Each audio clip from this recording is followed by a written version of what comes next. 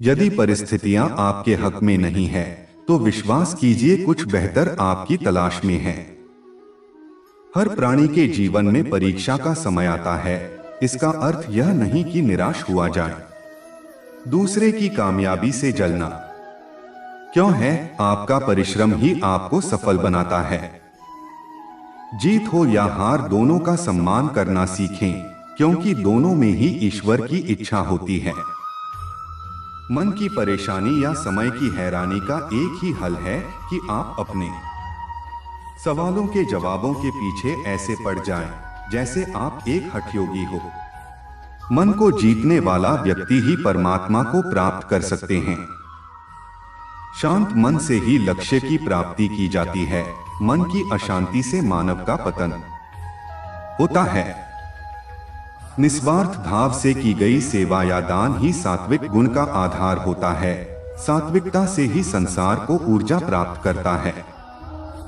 क्रोध, लालच और वासना यही नरक के द्वार हैं, क्योंकि यह मानव के पतन का मुख्य कारण होते हैं। ईश्वर का रूप केवल उतना ही नहीं जितना हम और आप समझते हैं। सृष्टि के हर कण में परमात्मा की उपस्थिति होती है। सृष्टि के हर कण का एक विशेष गुण होता है, जिसका आधार स्वयं श्री हरि नारायण होते हैं। अति से ज्यादा खाना खाने वाला मानव आलस के रथ का सारथी बनता है। एक योगी की यही पहचान होती है कि वह कम खाते हैं और हरि की महिमा गाते हैं। श्री कृष्ण ही तमस हैं और वही ज्ञान का प्रकाश हैं। नारायण ही सृष्टि सारी, श्री हरि ही आशाओं का आकाश हैं। स्वर्ग और नरक कर्म के तराजू पर समान रूप से तुलते हैं। इन्हीं के आधार पर आत्मा की गति होती है। चंचल मन की इच्छाओं का त्याग करने वाले व्यक्ति ही परमात्मा के हृदय में वास करते हैं। संशय से बाहर निकलकर कर्म को पहचानने वाला व्यक्ति ही सर्वश्रेष्ठ कहलाता है। योगियों की यही पहचान होती है कि उनकी इंद्रियां उनके अधीन होती हैं। भयमुक्त होता है वह प्राणी जो परमात्मा की इच्छा को अपने लिए आदेश मानकर चलता है। चिंताओं की चिता को दाग वही प्राणी देता है जो पूर्णतः मन भाव से स्थिर हो जाता है। सच्ची श्रद्धा और परमात्मा के प्रति समर्पण तब ही सफल माना जाता है जब उसमें कोई शंका न हो। जीवन में अपने पथ से भटकने वाला व्यक्ति कभी भी परमात्मा की प्राप्ति नहीं कर सकता, फिर चाहे वह कितना भी कुछ क्यों न कर ले। भय के होने पर मन की स्थिति भयानक हो जाती है। वीर वही है जो कर्म ज्ञान का अनुसरण करता हो। सृष्टि में हर जीव के हृदय में नारायण का ही वास है। मनुष्य को चाहिए कि वह अपने भीतर के नारायण का स्वरूप जाने। जब कभी भी सृष्टि पापियों के पाप से आतंकित होती है, तब नारायण इस धरती पर धर्म बचाने, सृष्टि की संस्कृति, ज्ञान और मानवता के संरक्षण के लिए अवतार लेते हैं। परमात्मा की लीलाओं को जिसने शून्य होकर जान लिया, उसने जीवन के अनंत ज्ञान की प्राप्ति कर ली। राजसी, तामसी और सात्विक के आधार पर ही मानव के गुण, प्रकृति और व्यवहार का निर्धारण होता है। जीवन का एक ही सार होता है, श्रीमद् भागवत गीता। यही सार यदि जीवन का आधार बन जाए तो जीवन सफल बन जाता है। आप कितने भी अच्छे कर्म कर लो, लेकिन समाज आपके बुरे कार्यों को ही सदैव याद रखता है। इसलिए लोग क्या कहेंगे यह सोचने से बेहतर है कि आप अपना कर्म करें। जन्म लेने वाले के लिए मृत्यु उसी प्रकार निश्चित है जितना कि मरने वाले के लिए जन्म लेना। इसलिए इस विषय पर शोक मनाना व्यर्थ है। गीता में कहा गया है, जो इंसान किसी की कमी को पूरी करता है वो सही अर्थों में महान होता है। तुम्हारे साथ जो हुआ वह अच्छा हुआ, जो हो रहा है वो भी अच्छा है और जो होगा वो भी अच्छा होगा।